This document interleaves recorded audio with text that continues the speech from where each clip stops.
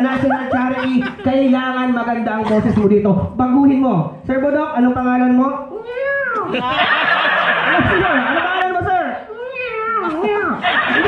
Wala animal style dito, sir. Okay, baguhin mo na. Okay, para maganda, iba naman. Ano to? Ganito ba, gusto mong sabihin sa kanila dahil nandito tayo ngayon sa 33rd National Charity Ride. Anong gusto mong sabihin sa kanila? Ingat kayo, ha? Wish ko sana good health lagi. Yan. Sir, may alam ka ba tungkol sa mga biyahe natin? Nagbabiyahe ba ito si sir? Okay, ito titingnan ko lang po. Tuturo po kami ng mga sign, yung mga pag-iingat sa daan. Okay, kunyari sir, nag-rides tayo, nasa unahan ka, yung kanang paa mo, ibinaba mo sa kanan. Anong ibig sabihin nun? Mayagang. Hindi mayabang. Okay. Yung kanang paa mo, iginanon mo. Anong ibig sabihin mo? Mayagang nga. Bakit? Nagkakaingit ng sapatos. Hindi nagkakaingit ng sapatos.